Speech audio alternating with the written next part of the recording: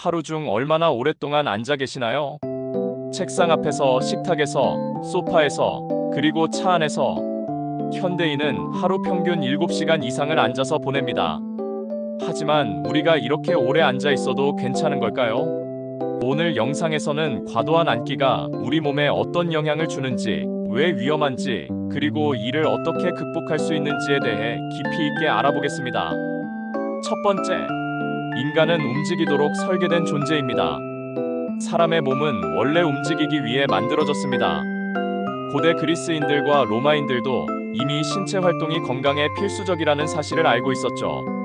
하지만 지금 우리는 점점 더 오랜 시간을 가만히 앉아서 보내고 있습니다. 앉기 질환이라는 말이 생겼을 정도로 장시간 앉아있는 습관은 심각한 건강 위협이 되고 있습니다. 호주 시드니 대학교의 스탐타키스 교수는 이렇게 말합니다.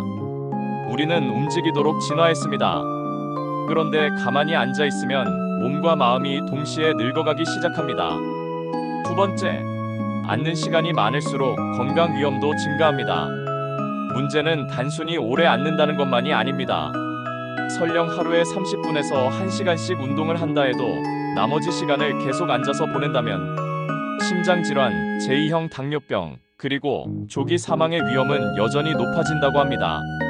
미국 텍사스 대학교 에드워드 포일 박사의 연구에서도 운동을 해도 계속 앉아 있으면 별개로 해롭다는 사실이 밝혀졌습니다.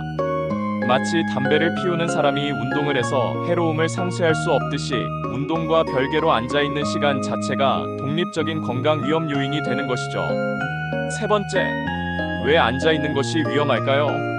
그렇다면 왜 이렇게 앉아 있는 것이 문제일까요? 정확한 메커니즘은 아직 밝혀지지 않았지만 몇 가지 중요한 점이 있습니다. 지방 대사 이상. 포일 박사의 연구에 따르면 단 1시간 앉아 있는 것만으로도 운동 후 지방분해 기능이 제대로 작동하지 않는다고 합니다. 식사 후 혈중 중성지방 제거 능력도 떨어지죠. 정신건강 악화. 장시간 앉아 있는 습관은 우울증과 불안감 같은 정신질환 위험을 높입니다. 몸과 마음은 연결되어 있고 신체가 무기력해지면 마음도 지치기 마련입니다. 운동 효과 무력화. 하루에 규칙적으로 운동하더라도 하루 8시간을 앉아서 보내면 그 운동의 이점은 거의 사라질 수 있습니다. 네 번째, 해결책은 의외로 단순합니다. 좋은 소식은 이 문제를 해결하는 방법이 의외로 간단하다는 겁니다. 무조건 헬스장에 가거나 달리기를 해야 하는 게 아닙니다. 핵심은 자주 일어나서 움직이는 것입니다.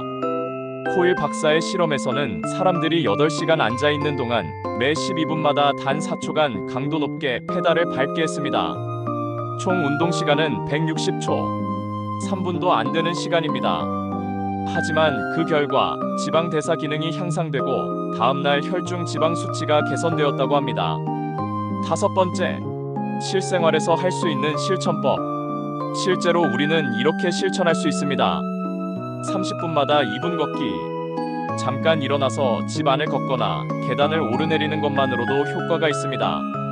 전화 통화는 걸으면서, 앉아서 말하지 말고 걸어다니며 통화하세요.